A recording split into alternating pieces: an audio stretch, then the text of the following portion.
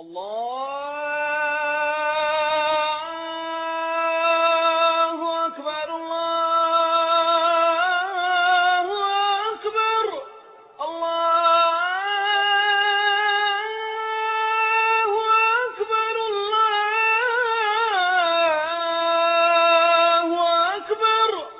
I was about to come across one of the most extraordinary human beings I'd ever encountered. A religious convert with true fire in his soul. This is Brooklyn-born Joseph Cohen.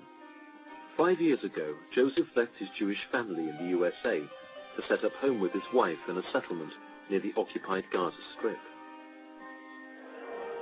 Joseph was a fervent and regular visitor to the Wailing Wall and has conceded in interviews that he would, quote, come most days and knock my head against the wall. One night, Joseph was checking out a religious website. His life was about to change forever. I was in the chat room, and a man came in, and many of the quote-unquote Israelis were finding him offensive. But the truth is, he was speaking the haqq. He was saying truth.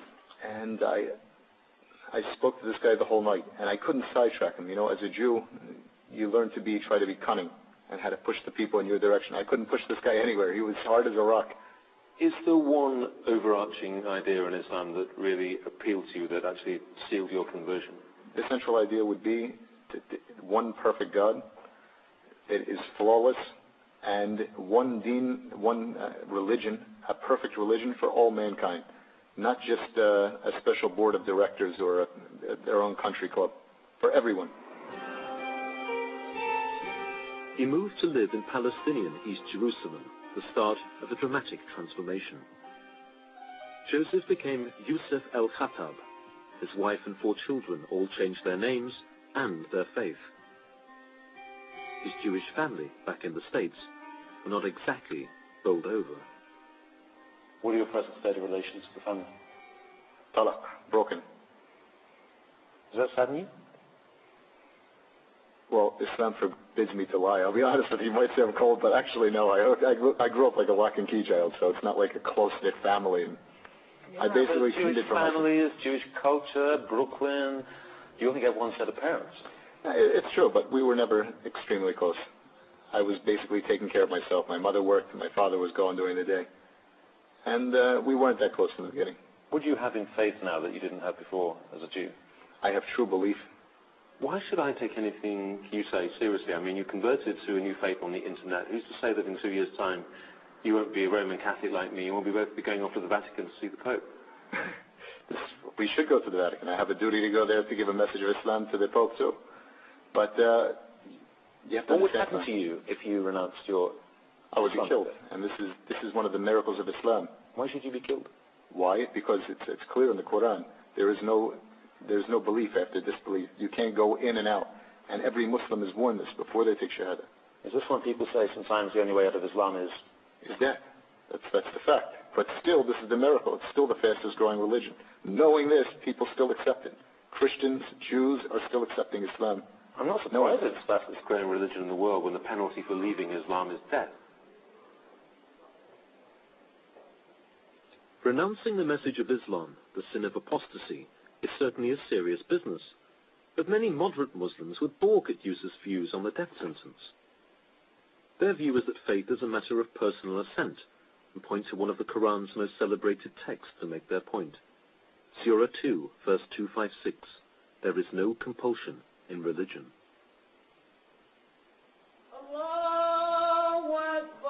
Still, Yusuf's take on apostasy was the first inkling to me that his understanding of Islam was not exactly of the cuddly variety. Yusuf made it clear that he's not a spokesman for his local mosque, but further conversations revealed that his views were very similar to those of a so-called Wahhabi, the kind of hardline political Islamist that one has come to associate with Saudi Arabia. Just before I'd met Yusuf came chilling news. A cafe bombing in Haifa had killed 22 people, a number of whom were Arab Israelis. In the aftermath, it emerged that the bomber had been a young woman from the West Bank town of Jenin, and it made me wonder what Yusuf would make of it. I'm very proud of my sister, what she did last week. And inshallah, we have thousands more that are willing to do the same. Your sister was the suicide bomber? My sister in Islam, my sister in faith. And this is the biggest sacrifice that she gave. I mean, I've studied the Quran, I've looked at the hadith, the sayings of Muhammad, and it seems pretty clear to me that women and children are declared as innocent. Isn't restraint more important? Who has more restraint than the Palestinians? I mean, it's almost a joke that somebody like the Jews or the Christians can come to us here and tell the Muslims that you have to have restraint. After being beat up by guard points, after having me called filthy words in front of my kids, after being beat up, after being taken out of my house in the middle of the night in front of my kids, and they told me to have restraint. Yusuf is blessed with 4 well-behaved and talented kids. I raised again the subject of the Haifa bombing that had resulted in the deaths of several young children.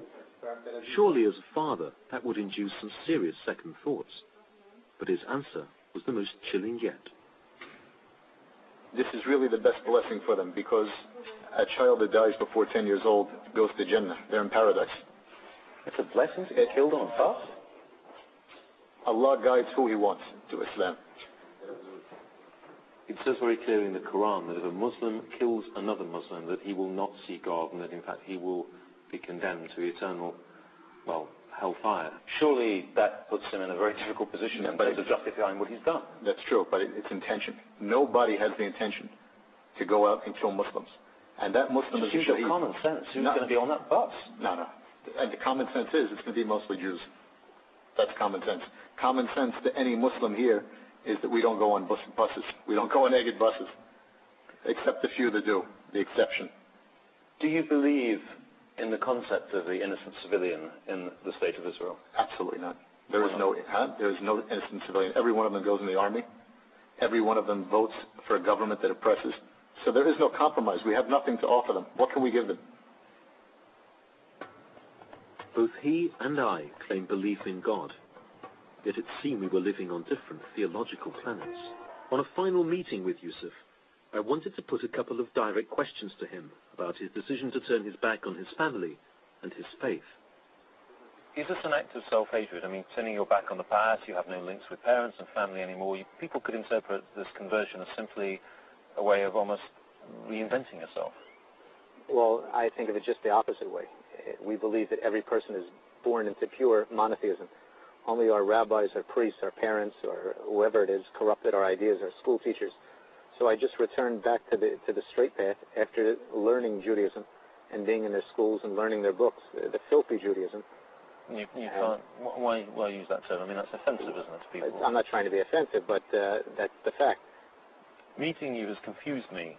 I admire your devotion. I admire the energy you put into your religion. But I am repelled by some of the things about children under 10 dying and going straight to heaven.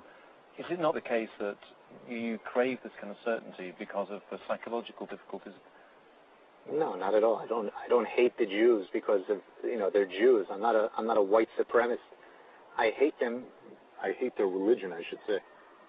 And because of this, we have a duty as Muslims, and because we have the haqq, to fight munkar is the word in Arabic, which means evil deeds in any way, whether it's interest banking, whether it's pornography, whether it's money laundering on 47th Street Diamond District. This is our duty to enforce, and we will enforce it, whether George Bush or Tony Blair like this or not. This is our obligation to do. I wonder what you might think of me privately as a Roman Catholic. You know religiously what I believe. I mean, we have ahlak and adab, we have manners in Islam, but you have to know the truth of what we say. I'm a lost soul. You're not lost because you're still alive.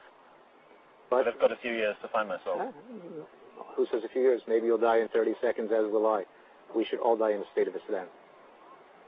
Is Islam going to take over the world eventually? Will it be the world religion? Is this inevitable?